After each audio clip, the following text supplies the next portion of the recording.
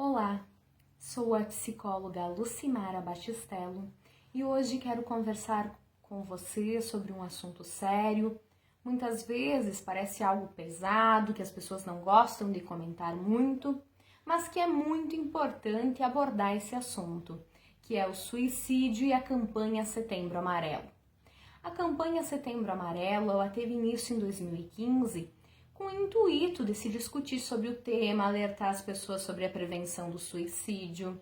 E ela tem um slogan que falar é a melhor solução.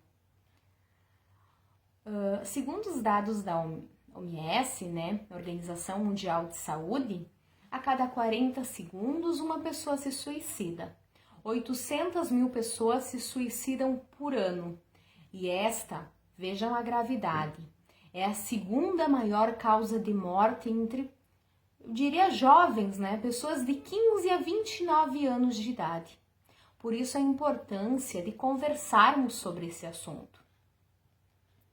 Uma outra questão importante é que a depressão, ela está ligada muitas vezes a esses casos de suicídio, caracterizada por uma tristeza profunda e um sentimento de desesperança.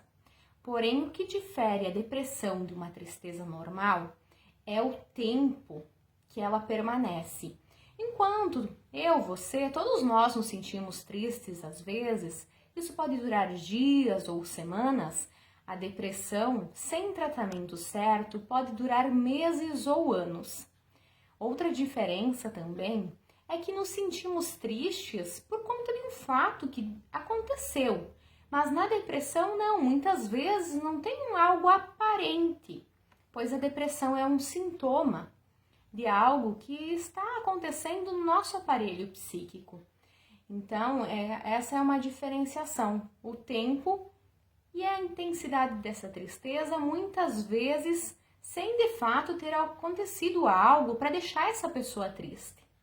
Outra questão também são os sintomas.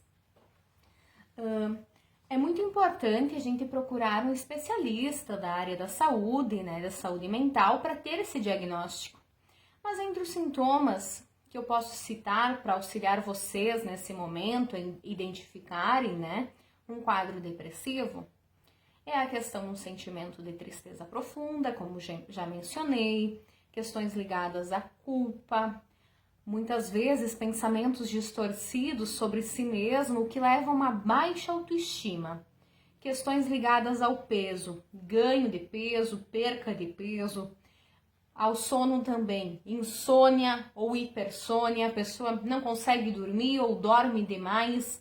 Isso são algumas das características, sempre marcada por uma tristeza profunda e enfatizando a questão de se procurar um profissional da área da saúde mental.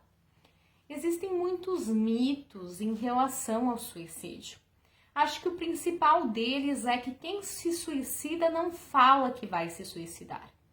Porém, é um mito, uma pessoa que vem dando sinais, dizendo que não aguenta mais a própria vida, que quer dar um fim nessa situação, entre outras tantas formas que isso pode se manifestar, é uma pessoa sob risco de suicídio, que merece uma atenção redobrada. Um outro mito é que se conversarmos sobre o suicídio, vamos incentivar a pessoa a se suicidar. Não, conversar auxilia muito. O que a gente pode fazer? A gente pode sentar no momento calmo, adequado e conversar com essa pessoa sobre suicídio.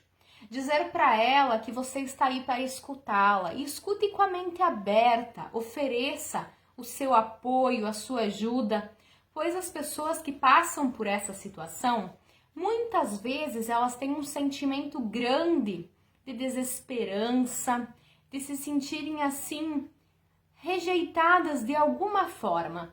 Então, saber que existe alguém aí disposto a ajudar, disposto, é como se fosse uma luz assim no final do túnel. Talvez é uma atitude dessas que pode salvar uma vida. Claro, durante essa conversa, também incentive essa pessoa a procurar ajuda especializada e se você perceber que ela está num risco imediato de cometer um suicídio, não a deixe sozinha. O que podemos evitar? São frases do tipo: Isso é frescura, você só quer chamar atenção. Eu já passei por situações piores que a sua. Tantas pessoas com problemas mais sérios que o seu. Pois é. Mas cada dor é única. Como diz o ditado, né? Cada pessoa sabe aonde o sapato aperta. Então a gente não deve, assim, comparar dores, diminuir o que a pessoa está sentindo, frases assim de julgamento. O que a gente pode fazer é oferecer a nossa ajuda, o nosso auxílio, que isso sim vai contribuir para uma melhora. Agora, essas outras atitudes, isso só vai agravar a situação. Outra questão importante também é em relação às crianças. Hoje, muitas crianças estão passando por situações difíceis. A gente vive uma cultura da felicidade plena, né?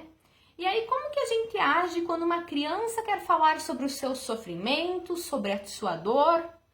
É importante que as crianças possam expressar esses sentimentos, que elas consigam falar aonde está doendo, falar sobre as suas emoções, que estão tristes ou que estão felizes, mas muitas vezes o que se percebe é que isso é ignorado.